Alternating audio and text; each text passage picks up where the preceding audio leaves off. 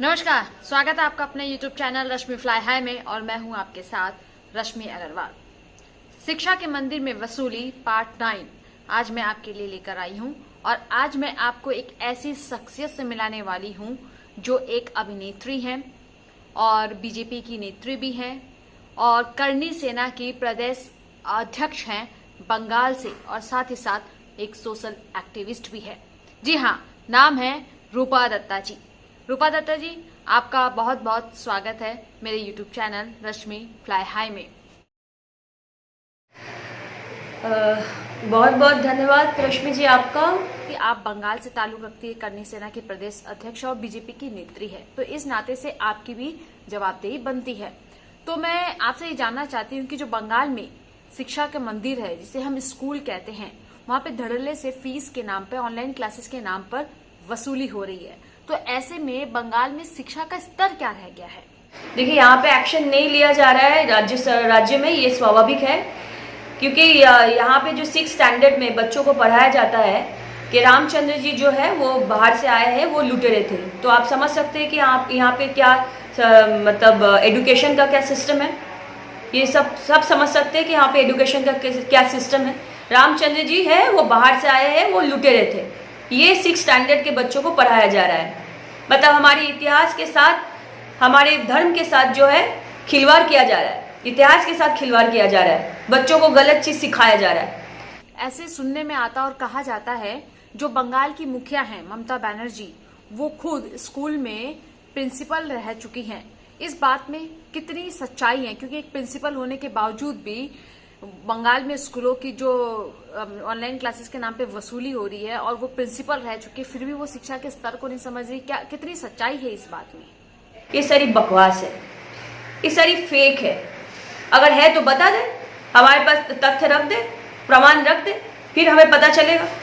देखिए, ये कोई भी मनमानी बातें जो है, आप कोई भी बस ऐसे ही बातों को जो है रख देते हो, लेकिन उसका कोई तथ्य नहीं है, उसका कोई प्रमाण नहीं है। ऐसे लोगों को आप बता देते हो कि आप किसी स्कूल में हेडमिस्ट्रेस थी, आप किसी लॉयर रही है आप, तो भाई उसका प्रमाण कहाँ है? जिसका अपना ही कोई शिक्षा नहीं है, वो शिक्षा के बारे में, बच्चों की शिक्षा के बारे में कैसे सोचेंगे? आपने जैसा कि कहा कि जिसका अपना कोई शिक्षा का स्तर नहीं, जिसके अपने कोई शिक्षा का पता नहीं है, वो क्या शिक्षा के स्तर को समझेंगी।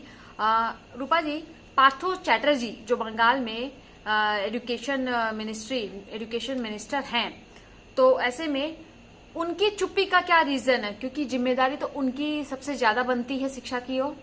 चैटर्जी, उनका कोई शिक्षा का, कोई एजुकेशन का कोई सर्टिफिकेट है क्या? उन्होंने कुछ पढ़ाई वढ़ाई किया है? स्कूल का भी गए हैं क्या? उनको पता है स्कूल कॉलेज क्या होते हैं, यूनिवर्सिटी क्या होते हैं? उनको पता है? तो जिन लोगों को यूनिवर्सिटी क्या होते हैं नहीं मालूम है, जिन लोगों को स्कूल क्या होते हैं नहीं मालूम है, जिन लोगों को कॉलेजेस क्या होते हैं नहीं मालूम है, उनके हाथ में अगर शिक्षा चली जाती है तो आपको पता है कि शिक्षा की क्या धज्जियां उड़ती है। तो वो ये चीज़ हो रहा है पश्चिम बंगाल में, शिक्षा की धज्जियां उड़ रही है और यहाँ पे स्टूडेंट्स के साथ जो है वो जुल्म हो रहा है। जिस मंत्री का अपना कोई सर्टिफिकेट नहीं है, जिस मंत्री का अपना कोई शिक्षा नहीं है, वो एक स्टेट में एक शिक्षा मंत्री के हिसाब से तौर पे कैसे पद पे रह सकते हैं, ये तो मेरी समझ के बाहर है। लेकिन इसका जवाब मुझे लगता है कि स्वयं ममता बनर्जी ठीक से दे पाएगी। रूपा, ये बताइए, स्कूल ये बंगाल की ही दुर्दशा नहीं है, हालांकि सभी राज्यों की है, लेकिन बंगाल में स्थिति ज्यादा गंभीर है। पेरेंट्स लगातार स्कूलों के बाहर प्रोटेस्ट कर रहे हैं, परेशान है। अनलॉक 2 चल रहा है, अब लगभग लॉकडाउन जैसी स्थिति है। आर्थिक स्थिति एकदम, आर्थिक व्यवस्था चरमरा गई है।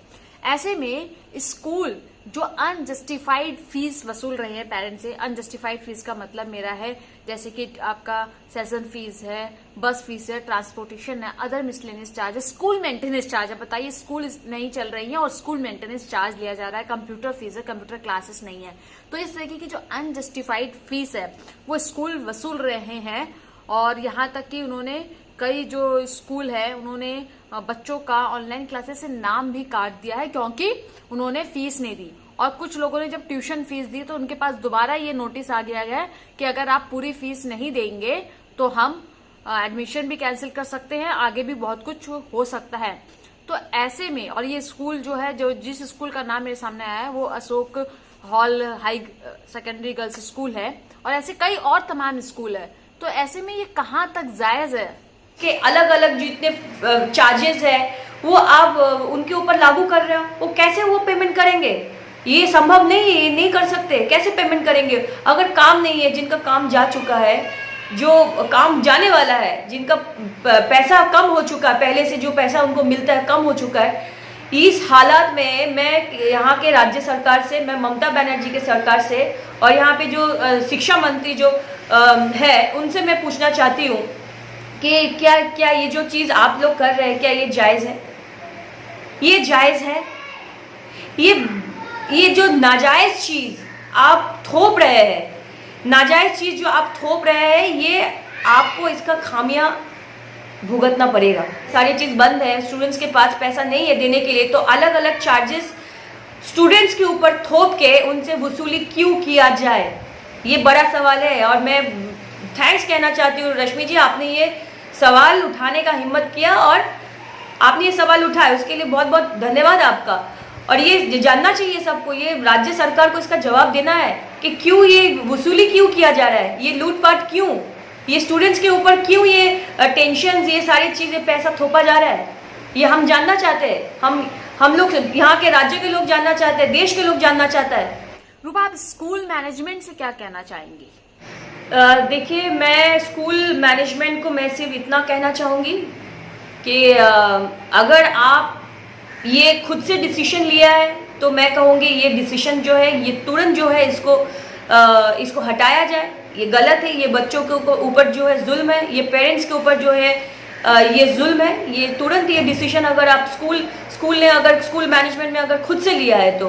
रूपा, यहाँ पे एक सवाल ये भी उठता है, जो स्कूल मनमानी कर रहा है फीस को लेकर, अनजस्टिफाइड फीस को लेकर, क्या आपको लगता है कि स्कूल पर किसी तरह का दबाव बनाया जा रहा है या फिर स्कूल खुद अपनी मर्जी से मनमानी कर रहा है?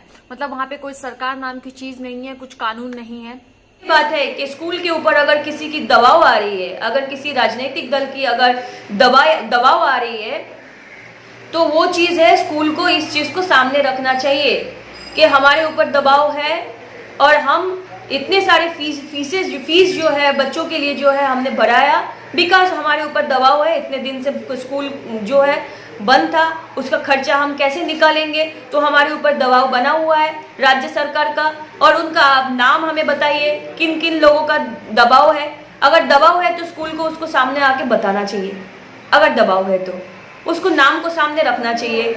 इसमें क्या होता है, अगर किसी दूसरे का दबाव है तो इसमें स्कूल जो है बेफालतू में स्कूल जो है बदनाम हो रही है।